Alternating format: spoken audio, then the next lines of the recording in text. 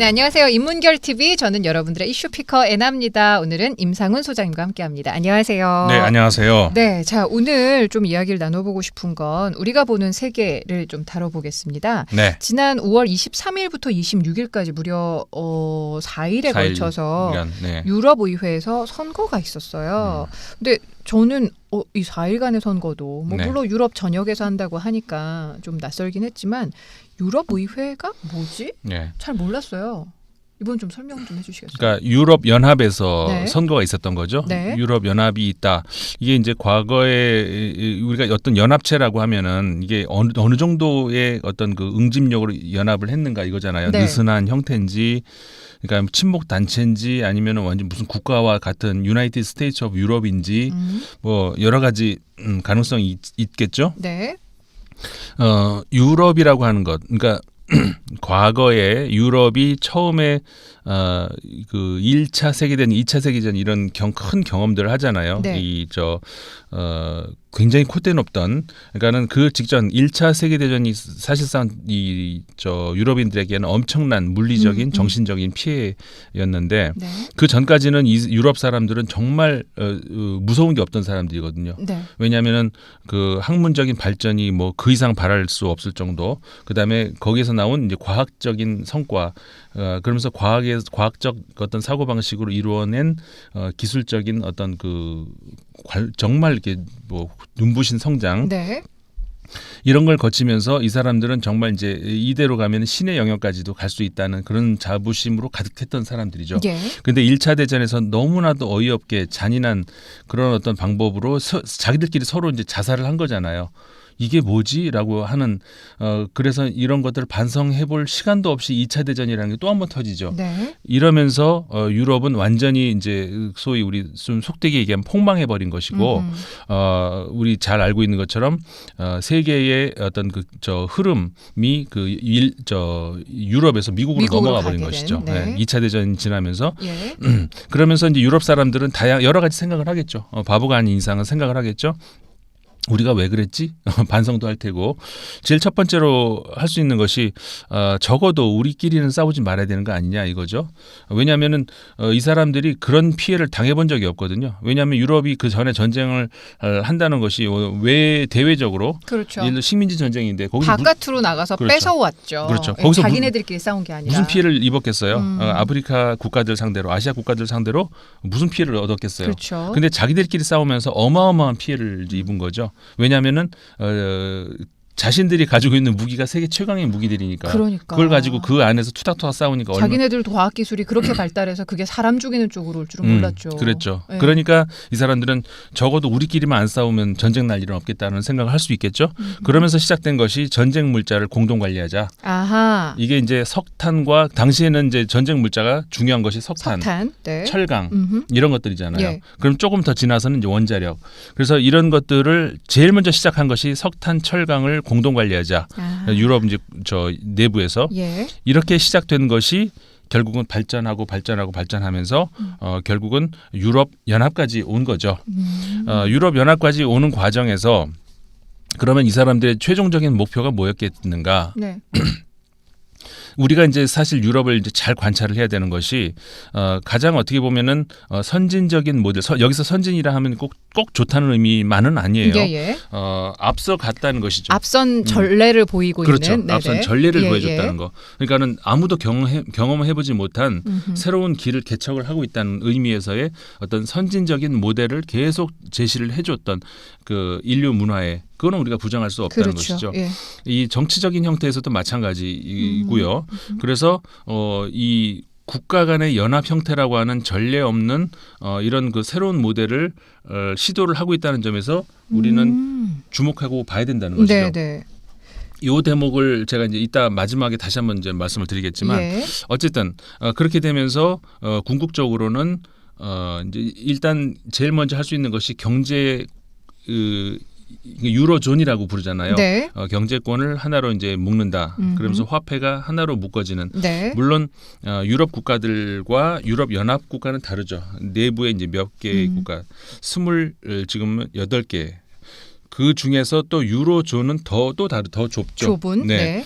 그래서 거기는 이제 같은 화폐를 그렇죠. 쓴다는 같은 말씀이시죠? 유로 화폐를 쓰고 예. 있는 유로존은 네. 유럽 연합보다 더 좁은 단위에서요. 좁죠. 예. 그러니까는 일단 화폐부터 통합을 하고 경제권을 하나로 묶어서 지금 세계 패권을 쥐고 있는 미국, 그다음에 그 미국의 버금가는 패권으로 발돋움하려고 하는 중국에 대해서 유럽이 가망이 안 보이죠. 그래서 이렇게 해가지고 우리가 이제 하나의 경제권 대규모의 블록을 만들자. 이게 이제 이 사람들의 어떤 목표죠. 네. 그리고 성공을 거둔 것 같이 이제 보였고, 예. 그 다음에는 궁극적으로 나가면은 이제 뭐를 갈 수 있느냐? 이 사람들이 말하고 싶은 것은 이런 거예요. 제 식으로 해석을 하자면, 표현을 바꾸면 하드웨어는 하나로 묶으면 좋다. 음흠. 하드웨어를 여러 개 막 갖다 놓고 쓰고 그럴 게 아니라 통합을 해가지고 하나로 쓰면 좋고. 이를테면 뭐 전쟁 물자도 그렇죠. 마찬가지인 거고요. 예. 그러니까 한마디로 비유적으로 하자면은 음.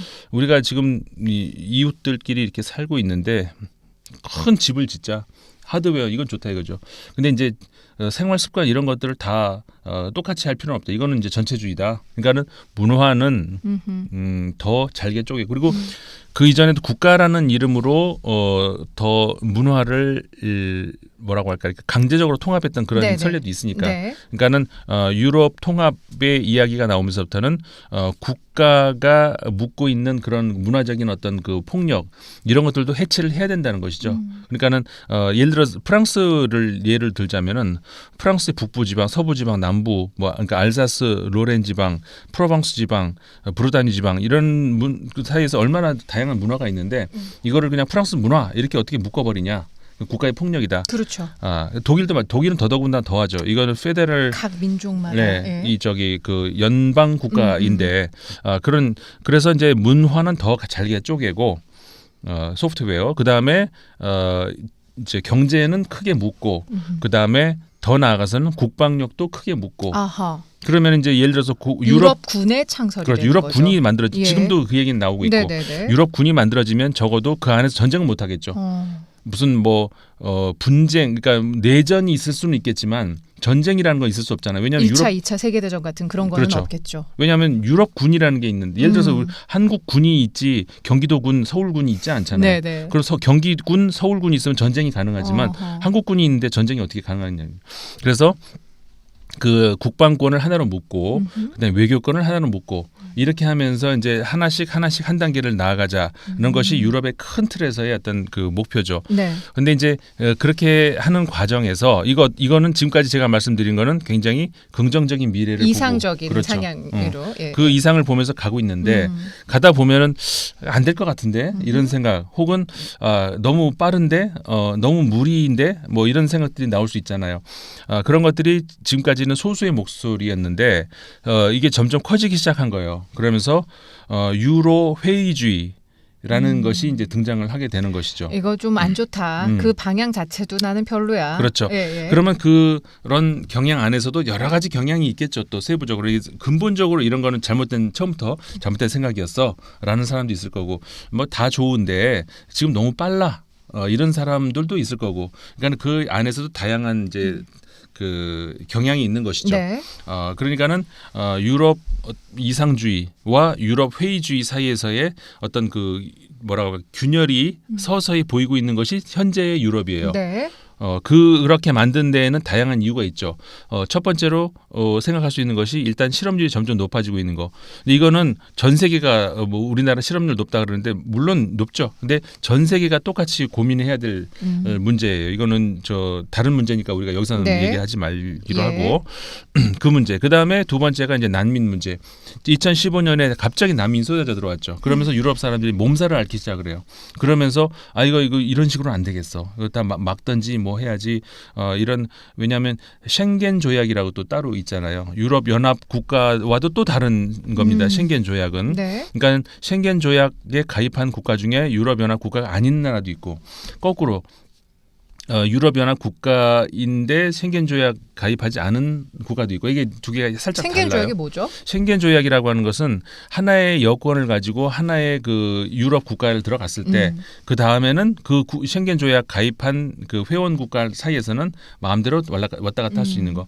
예를 들자면 우리가 이제 서울을 그러니까 저 여권을 가지고 한국을 들어왔는데 서울 갈 때마다 그러니까 어디 경기도 갈 때마다 지방을 옮길 때마다 여권을 새로 보여준다 그러면 굉장히 불편하겠죠. 그렇죠. 그러니까 유럽 국가들끼리도 이거는 좀 단순화시키자. 그래서 우리 한국 분들도 유럽 여행 가시면 이제 당장 느끼는 것이 그렇죠. 제가 옛날에 90년대 초반에 유럽 여행 갈 때는 국가를 통과할 때마다 여권을 다 보여주고 기차 안에서라도 그렇죠. 보여줘야 되죠. 그렇게 했었어야 되는데 지금은 그런 거 많이 없잖아요. 그런 것들을 이제 그 편리하게 한 것이 이제 쉥겐 조약이었고 예를 들어서 영국이나 아일랜드 같은 경우에 영국은 이제 브렉시트로 나간다고 하지만 아일랜드는 아니거든요. 근데 아일랜드도 쉥겐 조약 가입 국가는 아니에요. 그러니까 거기 들어갈 땐 여권 보여줘야 되는 거고. 그다음에 스위스 같은 경우에는 유럽연합 국가가 아니죠. 근데 쉥겐 조약에 가입돼 있는 나라예요. 그러니까 그래서 스위스 들어갈 때는 여권 없이 그냥 들어가고. 그렇죠. 다만 거기는 스위스는 이제 유로를 안 쓰니까 그런 걸 그렇죠. 조심해야 되고 이제 여러 가지 있지만 어쨌든 네. 그런 것들이 있죠. 그래서 쉥겐 조약으로 해가지고 어떤 유럽 사람들이 이제 생각을 하게 됐냐면 자기들 편하자고 만들었는데 난민이 마구 쏟아져 들어와. 이태리로 들어왔다. 이제 일단 한번 이태리로 들어오면 그 다음부터는 어디든 유럽을 갈수 어디든 있어. 이제 검사를 안 하니까 활보할 수 있다는 것이지. 이게 이 사람들이 이건 말도 안 된다라고 하면서 쉥겐 조약마저도 흔들흔들하게 만드는 이런 게. 그러니까 그 난민 문제의 근본적인 문제도 이제 또 다른 주제니까 네. 그것도 일단 예. 오늘은 빼놓고 네. 이런 문제들이 이제 유럽 사람들이 당면하고 있는 이런 문제들.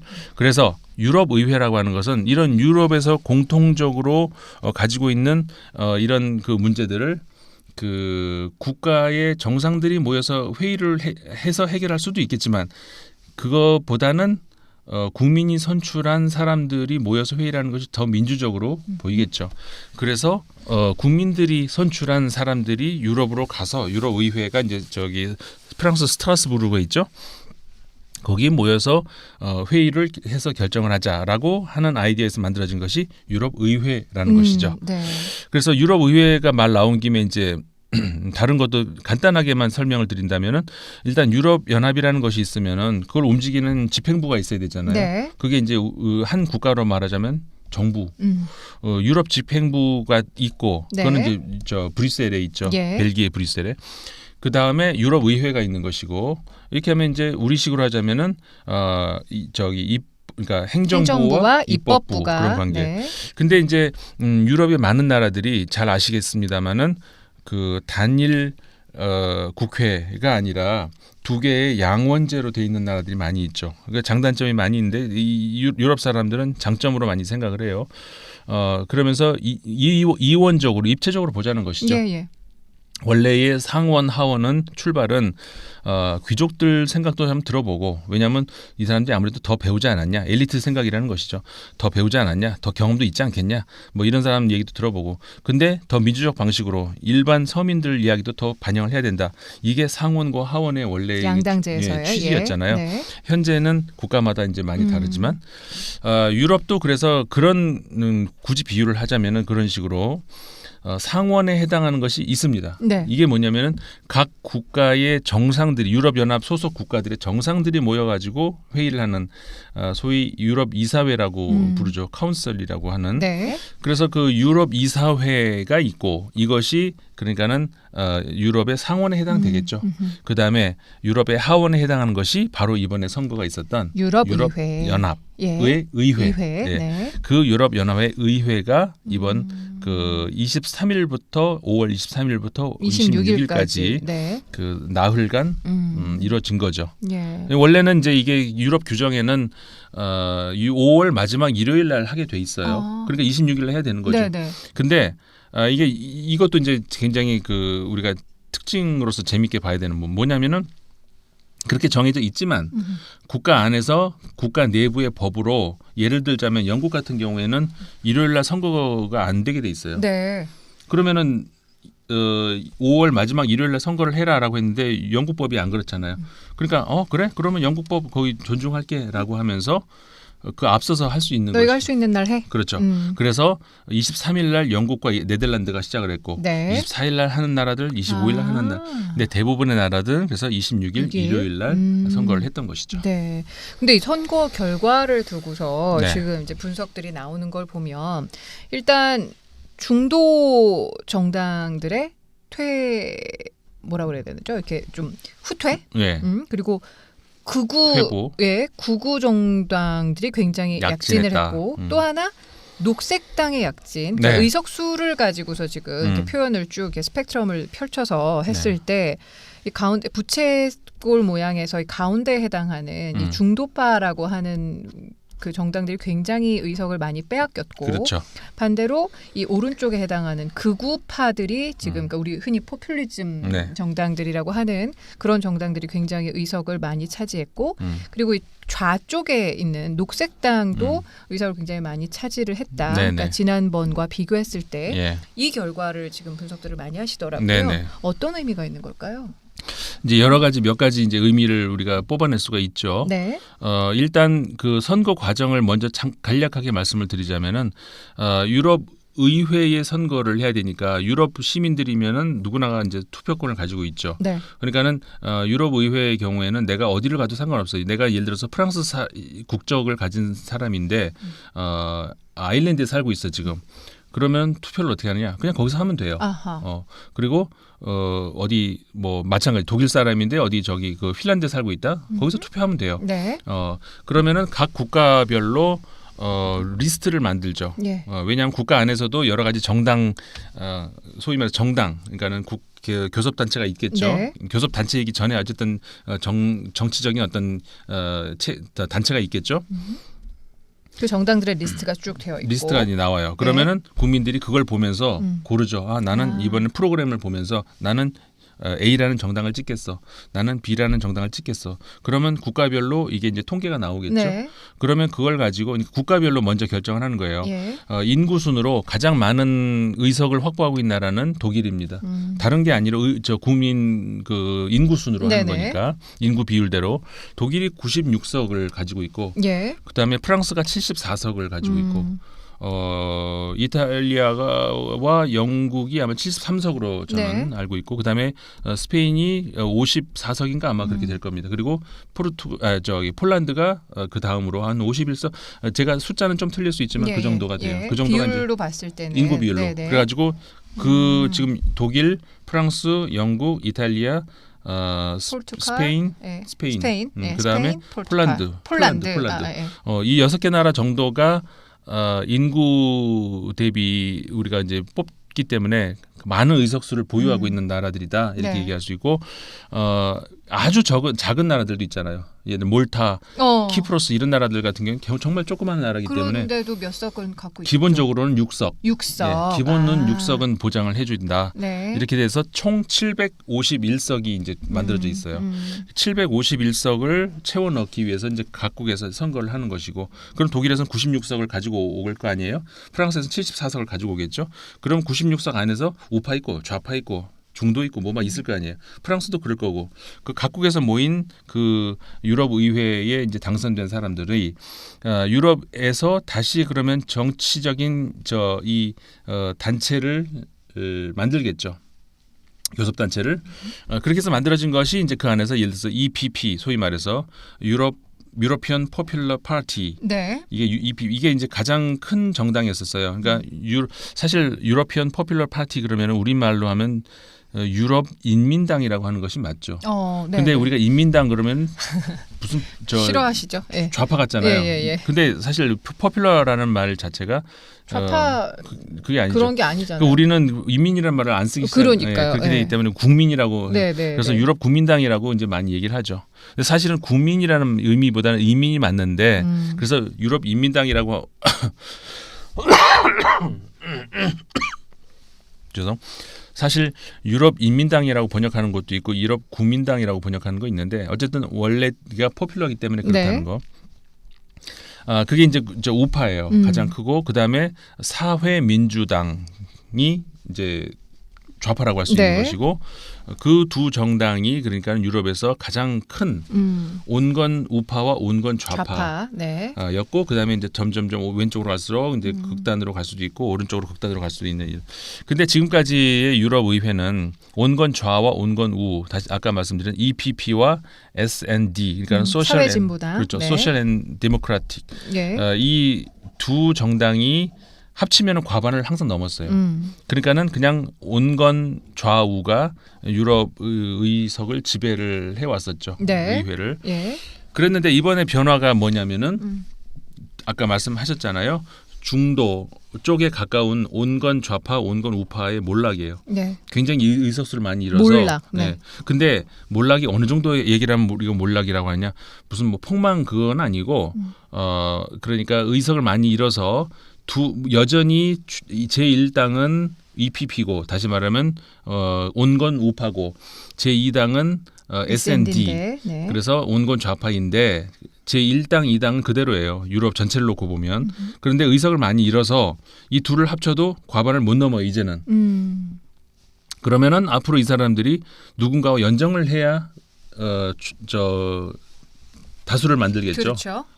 그러면 누구랑 연정할 것이냐 이게 문제가 되는데 중도 성향의 어떤 그 정당이 과거엔 68석이었는데 2014년 선거 때 이번에 106석인가로 늘었어요. 대표적으로 프랑스의 그 마크롱 대통령이 만든 전진하는 공화국. 그 정당이 이제 프랑스 내부에서 이제 2등을 하면서 어쨌든 간에 그 의석이 이제 106석으로 늘었고요. 그다음에 주목할 만한 것이 이제 녹색당 계열이 굉장히 많이 성장을 했어요. 예. 그 정당이 또 70석 가까이 확보를 한 거로 지금 나오고 있어요. 정확한 공식적인 발표는 조금 더 있어야 돼요. 예.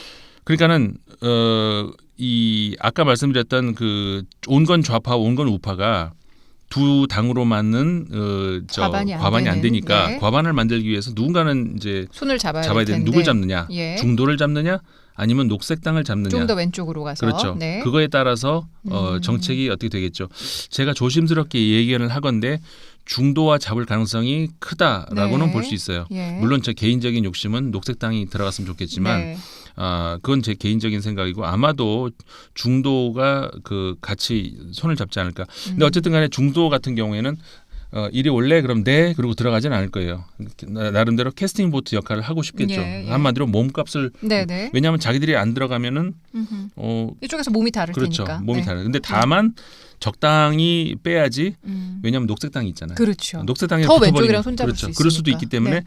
이거는 굉장히 그러니까 밀당을 잘해야 되는 거죠. 이 중도 입장에서는 그러니까 굉장히 재미있는 정치 게임이 이제 시작이 됐다 이렇게 볼 수가 있는 것이죠. 네. 일단 정치 공학적인 설명으로는 이제 예. 그렇게 우리가 요약을 할 수 있어요. 근데 지금 설명을 해주셨는데 중도의 몰락이라고 이야기를 해주셨지만 조금 그러니까 온건 좌파, 온건 그렇죠. 우파. 온건 좌파와 온건 우파들이 그동안 갖고 있었던 다시 할게요.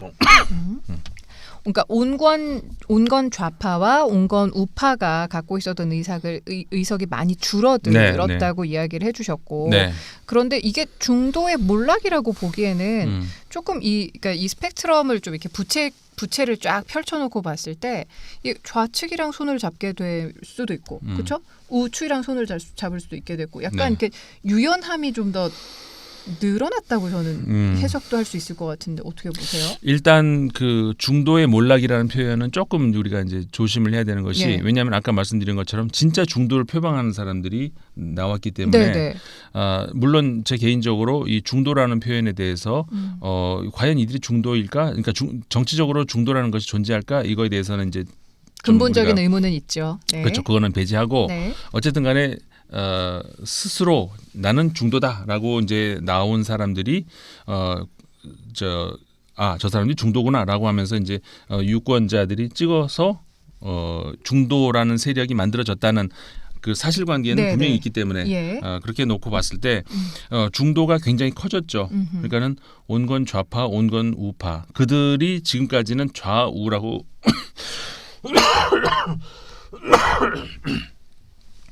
그들을 지금까지는 좌우라고 불렀었던 것인데 그 좌우가 전체적으로 보면 이제 온건이지만 네. 어쨌든 간에 좌우 그러니까는 그 보수 정당과 3인당의 좌우가 몰락을 했다 이렇게 이제 봐야 되는 것이 맞고 네.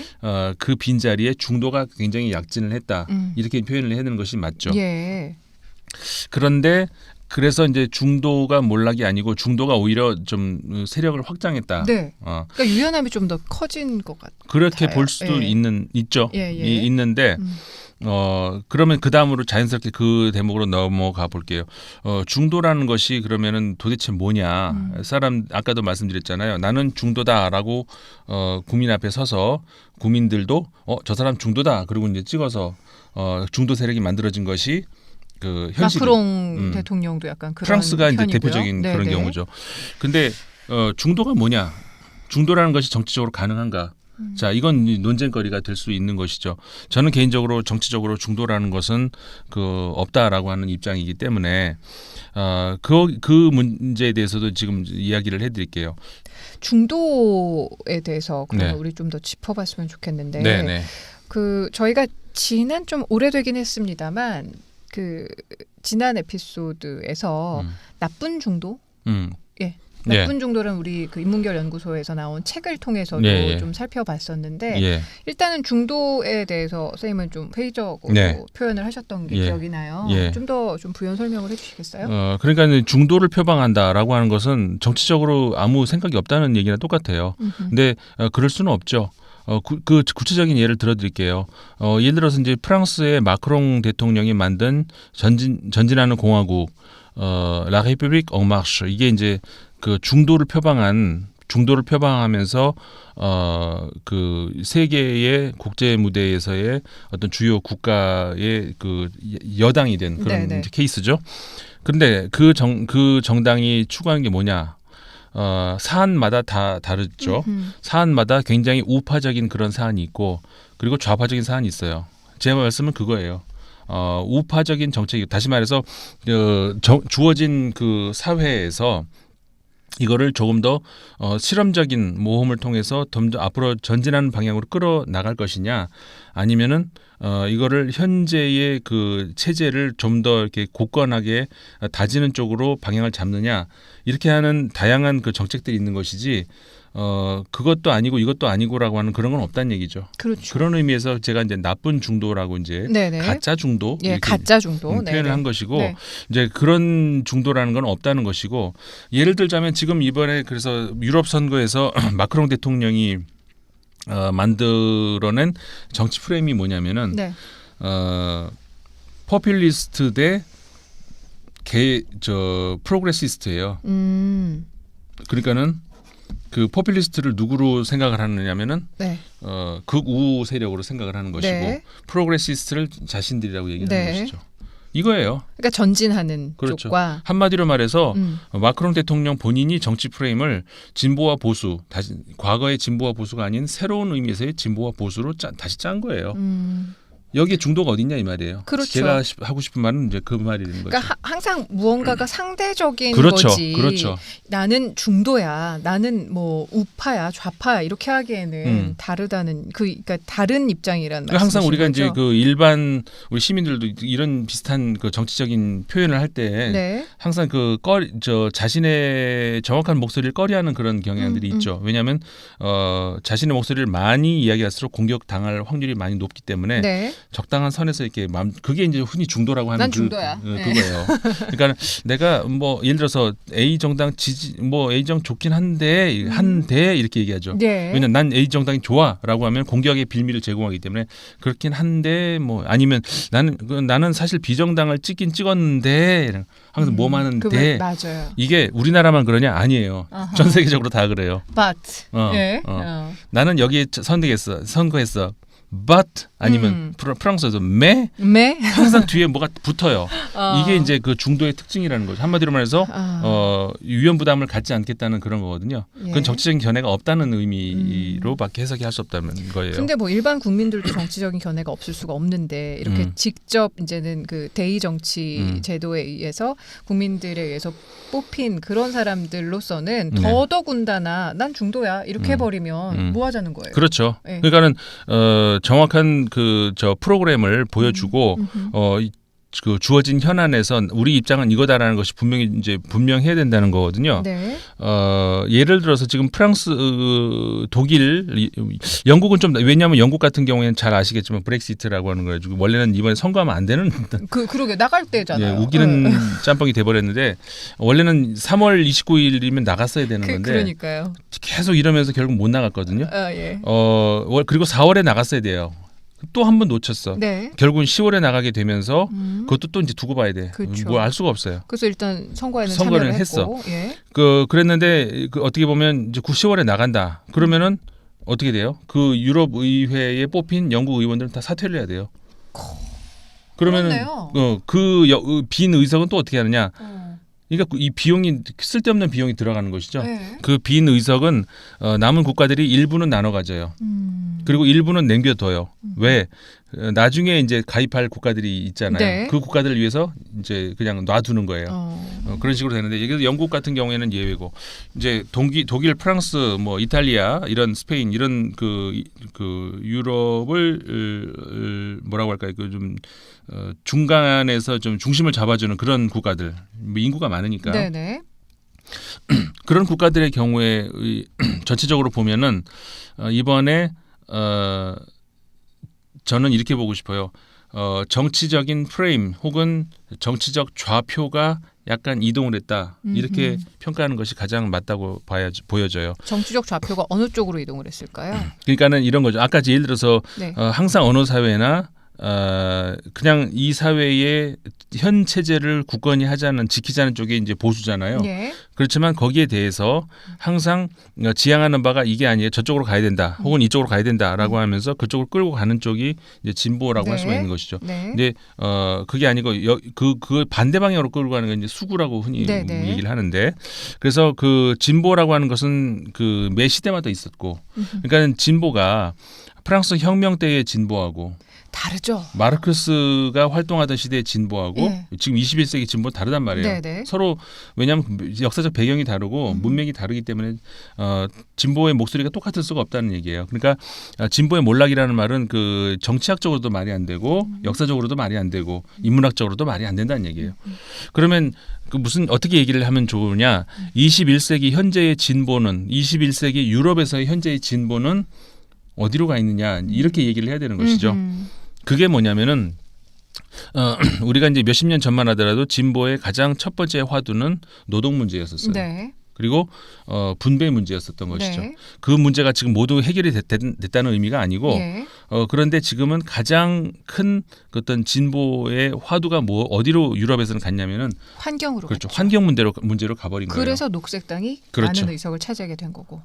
그게 무슨 얘기냐면은 환경 문제라고 하는 것이 우리나라 사회에서도 지금 어떤가요? 환경 문제 하면은 우리 이런 거 있잖아요. 그 좀 이걸 경멸하는 의미로 쓰는 강남 좌파 네. 뭐 이런 거 있는데 예. 이건 경멸하는 의미이긴 한데 네. 이런 거죠. 나는 좌파야. 그러니까는 이게 프랑스에서는 그런 표현이 있어요. 베베라고 부르는데 부르주아 보헤미안 이렇게 부르는 게 있거든. 뭐냐면 이제 그런 거죠. 나는 환경 문제 생각하고 나는 그 평등을 생각하고 여성 평등, 남성 평등, 그러니까 저 성평등, 그다음에 뭐 이런 그러니까 항상 뭔가 좀 진보적인 의식을 갖고 그렇죠. 있는데 좀 나쁘게 표현하면 네네. 좀 있어 보이잖아요. 예. 좀 있어 보이죠. 네. 그러면서 나는 나름 깨인 사람이야. 근데 예를 들어서 이제 학교도 그래서 무슨 뭐 특수 학교 이런 거 아니야 그냥 평등해. 근데 우리 애는 좋은 학교 보내고 뭐 이런 걸 흔히 이제 경멸하는 의미에서 이제 그렇게 부르는 표현들이 국가마다 있죠. 네. 그런데 그게 무슨 의미냐면은 진보의 가치가 있는데 그거는 어떻게 보면 저기 이제 공중에 떠 있는 그런 가치, 당장 내 실생활에 있는. 그래서 이제 그런 사람들 강남 좌파니 뭐 이렇게 하면서 한마디로 이들의 진보 의식은 공중에 떠 있다. 네. 그러니까 현실성에서는 조금 이렇게 자리 잡지 못하면서 그렇죠. 이렇게 좀 이상적으로 추구하는 건 그쪽이다. 그렇죠. 예. 자, 지금까지 환경 문제가 그래왔다는 것이죠. 네, 그냥 맞아요. 뭔가 있어 보이기 위해서 이렇게 제가 물론 이제 모든 분이 그렇다는 의미가 아니라는 건 다 아실 거예요. 어떤 당장 내 발등에 떨어진 불 이걸 해결하기 위해서 끄기 위해서의 어떤 그 환경 운동이 아니라 왠지 그 머리로 봤을 때 머리로 지향점은 생각할 때, 맞으니까. 그렇게 하는 것이 맞을 것 같다. 그냥 예를 들어서 미세먼지 이야기 막 하고 환경오염 얘기를 하면서 당장은 내가 힘드니까 차를 대중교통이 타야죠. 아니라 내 차를 타야 되는 거죠. 그렇죠. 그런 거. 네. 그리고 이제 경유차 뭐 문제가 많다 하는데 당장 내 차를 어떻게 팔아야 돼? 어떻게 해야 돼요? 그러니까 일단은 타고 뭐 이런 근데 환경 문제가 이제 아직 그런 위치였다면 유럽에서는 이제 환경 문제가 발등에 떨어진 불이 됐다는 거예요. 실제적으로 정말 진보라고 이야기하는 사람들이 현안으로 환경 문제를 끌어온 거. 우리가 흔히 이제 진보, 보수도 마찬가지, 민생 문제라고 하는 거 이런 것들을 얘기하잖아요. 당장 내 발등에 떨어진 불 이거 꺼야 되는 이런 거. 근데 환경 문제가 이미 유럽에서는 그렇게 와버렸다는 얘기죠. 그래서 독일과 프랑스가 아까 말씀드렸죠. 네. 의석수가 가장 많으니까. 예. 독일과 프랑스에서 진보 계열의 정당 중에서 제1당이 어디냐면 바로 녹색당이 됐어요. 이거는 굉장히 상징적인 사건이죠. 예. 지금까지는 독일의 경우는 3인당이 제1당, 그러니까 좌파 중에서 네. 그다음이 뭐 공산당, 그다음이 녹색당 이렇거나 아니면 그다음이 녹색당, 그다음이 공산당 이랬었어요. 90년대 뭐 이렇게 있었어요. 프랑스도 마찬가지였죠. 그러니까 사회당이 첫 번째 리더급이고 그다음이 공산당과 녹색당이 자웅을 겨루는 이런 형태였었어요. 네. 근데 2000년대 들어오면서 공산당이 먼저 몰락을 하기 시작을 하죠. 네. 그러다가 2010년이 넘어서면서부터는 사회당이 몰락을 하기 시작을 해요. 그러면서 녹색당이 드디어 약진을. 2019년 유럽 선거에서는 녹색당이 프랑스와 독일에서 제1당이 돼버린 거예요. 좌파 내부에서. 그래서 물론 이 선거 하나만으로 좌파의 어떤 그 앞으로의 그 뭐라고 할까요? 그 현안. 네. 현안도 그렇고 네. 어떤 그 진영, 네네. 어떤 그런 그 진영 지형, 논리. 예. 이런 것들이 바뀔 것인가? 그거는 물론 좀 두고 봐야 되지만 조심스럽게 예측을 해본다면은 이거는 굉장히 상징적인 사건이고 그 얘기는 무슨 얘기냐면은 아까 말씀드렸던 반복이죠. 환경 환경이, 문제가 예. 머릿속에서 어떤 어떤 먼 미래에 우리가 가야 되는 어떤 그런 문제가 아니라 당장 발등에 떨어진 불 현안이 됐다라고 네. 하는 것. 그래서 앞으로는 그 환경 문제가 굉장히 중요한. 근데 이제 상징적인 것이 이런 것이죠. 예를 들어 독일 같은 경우 예를 들자면은. 독일의 극우 정당이라고 하는 것이 독일을 위한 대안이라는 정당이 극우 정당이에요. 네.